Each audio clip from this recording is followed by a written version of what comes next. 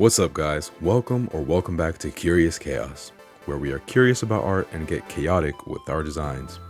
You can call me Krimson the Space Pirate, and today I'm going to be redesigning my fan-made Space Starter Pokemon. Let's take a quick trip down memory lane to explain a bit of the lore of these characters.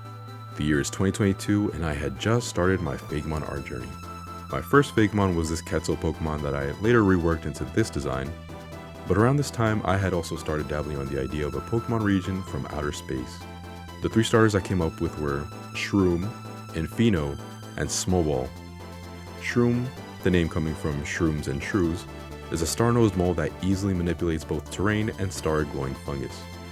Infino, coming from Inferno, Finn, and Dino, is a descendant of a Parasaurolophus that survived the meteor hit on Earth and generations later has adapted to space's atmosphere and gained the ability to fly. And lastly, Smoball, from Small Ball and Snowball, I know, stupid name, is a tardigrade that controls all forms of H2O and is based on sci-fi hazmat suits since tardigrades can withstand all sorts of temperatures, pressure, and radiation. Smoball later evolves into a fully formed ice planet, and it's these final stages that I really want to focus on in today's video. The first and second stages need work, and I did redesign them a slight bit, but they weren't the biggest problems to me when it came to these three guys. It's been years since I made them, and my art hopefully has improved since then, and every time I see them, all I see is a bunch of flaws. Artists are their own worst critics, as they say. I've been on hiatus on this region for over a year now, and that's because truly I wanted to shift the artistic direction for this region. There's a lot of Fakemon I've made that I'll ask myself, why is this even in a space region? This is just an animal from Earth. So with that in mind, it's time I give these guys a glow up with this new design philosophy and change up their drip. Now, I've got a problem with all of these starters, but the level of severity for each one varies. Like, if I were to put them on a tier list, the fire starter would probably be at the bottom at a minor fixes tier, needing just a bit better art and a couple tweaks. A tier above that is where the grass starter would fit, at the bigger issues tier, starting the design over from scratch but still using the original design heavily as a base. And lastly, at the highest tier is the water starter. The problem I have with the water starter isn't too far off from what I would want to change from the grass starter, but for some reason, the water starter, even though it's by far the fan favorite, needs a huge rework in my opinion, and I'll get more into that when it comes time to fixing him. But for now, let's make our way down to the bottom of the tier list and start by redesigning the fire starter. When it comes to this rocket ship Space Dino, a lot of its design felt very tacky in my opinion. It looked like a dinosaur with a metal texture decal over it, glued on engines, and very long/lopsided. At first I thought it was just a pose issue, but along the way and with the help of my friends, I realized a couple of things. First, the visor needed an upgrade. Currently it looks surface level with the eyes, and it makes you wonder if the eyes behind it are sunken into the face or are pressed up against the glass. So in the new version, I want to give the visor an elevated, more 3D shape. Secondly, the engines. As for the small engines on the back shooting out the most flames, I decided those just needed to go. They were extremely unnecessary and didn't even look right. They also just covered up the whole tail, and that wasn't good. For the engines on the arms, a friend of mine said they didn't look too functional, and as much as I like them, I think he was right. I want to try and make an engine that looks both capable and aerodynamic. And the last issue was just that it sort of lacked character.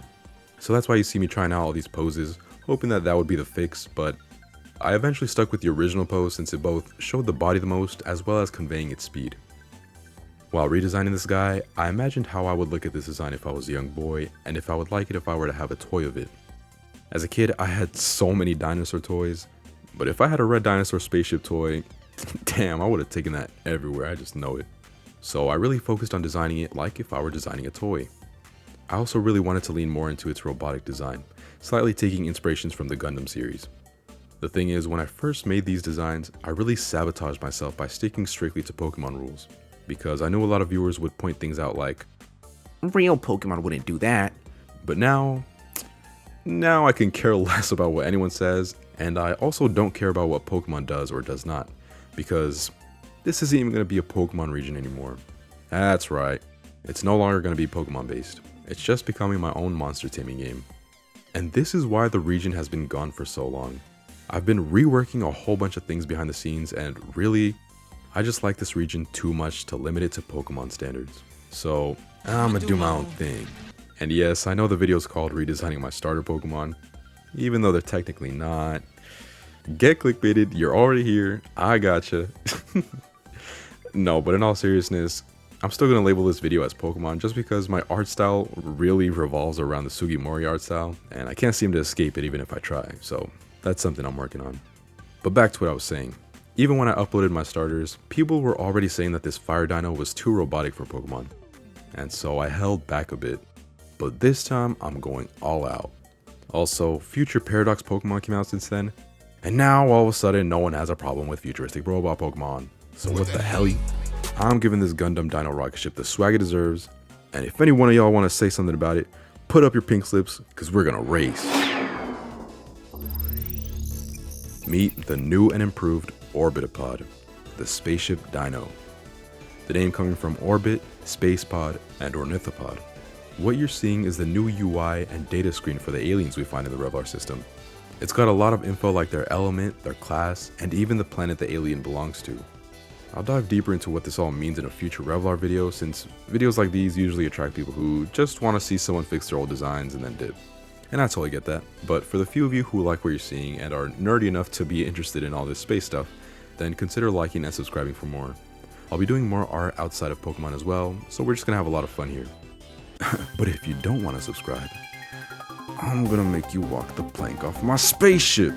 The last shiny color for this guy was a military green looking color because I thought it looked good with the spacecraft trope, but after I had showed my friends a version of what I had originally wanted the shiny to be, they said, "What? That looks so good," or something like that, and so here we are, new pristine titanium white shiny. It also kind of looks like a stormtrooper to me, and I think that's pretty fitting for the whole space vibe. I didn't forget about their prevos either. Here are the original ones, and here are the updated ones. Not too much of a difference, just small fixes and additions, but that's pretty much it. Let me know what you guys think of this new design. I personally enjoyed it a lot more, seeing as it was my least favorite of the bunch from last time. But it's risen significantly with this new design. Hopefully you enjoyed as well, and if you didn't like it previously, let me know if these small tweaks helped it out. Alrighty, let's move up that tier list level and continue on to the grass starter. This starter was actually my favorite of the bunch back when I had first made them. Looking back on it now, it's kind of booty cheeks, I'm not gonna lie. It also suffered from that "why is it in space" issue I mentioned earlier. The thing is, in the original video, I mentioned how star-nosed moles looked quite alien in real life, but then I drew it to not look alien at all, so my primary focus this time around is, let's make this look a bit more alien. I didn't want to make it look too creepy though, so I didn't make it look super outlandish or anything. It just has a bit more of a feral pose, and the star nose bit is a tad more functional in this design. I decided to base the star nose, and all other skin parts like the tail, on a fungus. It's a fungus called the octopus stinkhorn mushroom, and I think it closely resembles the star-nosed mole's nose appendage. I figured I could make this creature be more alien-like by making its entire body made of fungus, so instead of real skin where originally we had a normal skin tail with a random glowing star on it, for some reason, it would be a stinkhorn mushroom that grows from its rear and is functional. It can sense and grab prey, it can release psychedelic pores, and just in general be used like an extra tentacle limb. I think that's pretty cool and I think it makes sense. Same with the front tentacles, they actually look like they can reach forward and sense you instead of a lazy star slapped onto its face like in the original. Now I still think it could look more alien-like, but again I don't want to push things too far just yet. At least not with these aliens in particular. They're sort of mascots for the region, and there will definitely be room for creepy and weird designs down the line. But I hope this change is good enough to get the point across. Apart from that, I gave it bigger claws and more of them to really dig in to the idea of it being able to excavate any sort of terrain no matter what planet it's on. And I also simplified the stars on the mushrooms to make them look less cluttered and a bit more readable while adding cute star and planet shapes. Meet the new and improved Illumidoom, the bioluminescent alien. The name coming from illuminate, mushroom, and doom. The shiny for this guy stayed the same as it was originally based on these cute popular mushrooms known as Amanita muscaria mushrooms. But the green fur I had on it originally fits well with the new design, so the shiny kind of makes it look like it has green grass fur, which is pretty sick. Here are the original previous stages, and here are the new ones. Again, not too much changes, just updated art. Let me know what you think of this line now that it's been redesigned. I probably still would choose this one as my starter of the three, and I definitely like it a lot more, but after redesigning the next starter, narrowing down the pick for just one of them is getting a bit challenging. Now, where do I start with this one? This one had a bunch of issues, but surprisingly, would always come out as a fan favorite every time I did a poll or something. It might be that people just like tardigrades a lot, and I don't blame them, they're super cool. But when it came to this design, a lot of it felt really incohesive to me. Let's take a look at a couple things. First off, the majority of the design has a round and smooth shape language with a bunch of curves and circles everywhere. But then randomly we just get some Titanic looking jagged iceberg glacier feet. The iceberg thing isn't really a big deal since it's on theme with the whole cold motif. It's really just that the design for them is really sharp and doesn't fit well with the rest of the design in my opinion. Furthermore, they're pretty lazy to be honest. It's like, I can't think of a good leg design for this guy. Let's just give him ice-covered legs. Sure, it's kind of cool, but like, 5-year-old me would have done something like that, you know? Secondly, this gas mask. The idea was that this would serve to show the hazmat suit inspiration, but it, well, is also lazy to say the least. The only time we see this so-called hazmat design only stays on the face and doesn't go anywhere else. So, like the legs, feels just out of place. The only thing that really worked well with each other is probably the main shape of the tardigrade being circular to look like a planet, the snowy layer design on its body to also look like a cartoonish planet, and the ice ring to tie it all in together. So, what I want to do for this redesign is focus on those three things. Fix those legs, bring out more of that hazmat suit idea, and make the whole design feel more unified and thought out. So that's what you see me here doing. Apart from playing around with a lot of poses, I ended up saying screw it to those Pokemon rules as mentioned earlier, and leaned into a more sci-fi aesthetic, with glowing lights all around its sci-fi suit, tubes that connect from the head to the rest of the body, and legs that also feel like they belong, while also making them smooth and advanced looking. Also, I decided to give it cute little teddy bear ears to replace whatever these were, as a nod to the water bear nickname tardigrades have. I think I originally refused to give it ears because I thought it would be too obvious, but I don't know, man. I'm telling you, I was really just sabotaging myself with these useless guidelines and rules. Also, I don't know if you can see it all that well, but the design on the ice ring this time around is made of hexagons, and that's both to show how snowflakes usually grow in hexagonal format due to the way water molecules arrange themselves as they freeze, and also because something about hexagons sort of look digital and futuristic. And I think this looks way better than these lazy rings it had before. Meet the new and improved Tundra Grand, the Cold Ring Wanderer. The name coming from Tundra, Grand, and Tardigrade. The shiny for this guy also got a new look with the help of my friends, and it becomes brown to play on the idea of it being a bear, and the water/ice gets a glowing golden color to act as the bear's honey. It's just something we thought would be pretty funny. The shiny for the original, while soothing, was a no-thought hue shift and nothing else. So I'm glad that this time around I could give the shiny something with a bit more meaning. Goofy, but at least intentional. Here are their original baby and adolescent forms, and here we see a bit more of a change. The little baby stays pretty much the same aside from a little bit more swag and a little less empty looking. But the middle stage is where a slightly more drastic change happens. The original version of this was inspired by a snowman, so its body is a bit more elongated than the rest of the line, only for it to go back to being round and bulky again, like how it was in the first stage. So to make the line look more believable as a family, and to tie in more of the newer characteristics I added, I decided to use this stage to show a more bulky and spacesuit inspired look to show that this little guy would eventually grow up into an even bulkier hazmat alien. From this design, you'd never guess that this would evolve into this. But also, this design put side to side with the other middle stages shows just how similar their body silhouettes were, and I don't think that's good for character design, if you want them to feel like individuals, that is. So giving this guy a new shape is a good step in direction, I believe. What do you think of this updated line of tardigrades?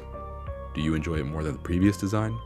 I am really satisfied with where I landed with this design, and I hope I didn't ruin the fan favorite choice too much. Here are the new starters.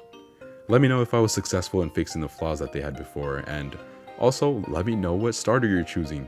And if you're a returning viewer, let me know if your pick is different from last time and why, or even if your pick stayed the same. I'm really curious to see how the popularity ranks will scale this time around.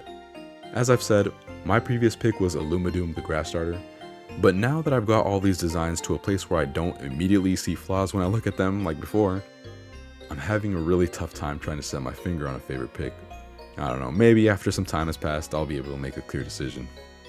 Interestingly enough, I went around my work asking people to choose their starter, and like 90% of them chose Orbitopod, the fire dino. And I thought that was really interesting since I think last time it was the most controversial, I guess you can say. But alright, thank you guys for watching me fix my old starters, and I hope I intrigued at least one of you to stay and check out my space alien project. I've got a playlist of all my older videos that'll sort of give you a good idea on what it's all about, but if you're new, now's the perfect time to subscribe because I'm starting the region from scratch with a sleeker finish, and you guys can witness it from the start along with an awesome community. I'd appreciate it if you could stick around for that, and if you made it this far into the video, leave this emoji in your comment, and that way I'll know you're a real one. Then you can point and laugh at anyone in the comment section without the emoji. Just kidding, no bullying. Or else I'll make you walk the plank. Alright everyone, keep your eyes peeled for more Revlar videos, and just new videos in general because I'm going to be doing more collabs and fun goofy art videos that are unrelated to Revlar and Pokemon, and I can guarantee you'll enjoy them. But other than that, thanks again for tuning in today, hope you enjoyed it, and that's pretty much it from me guys. Until next time.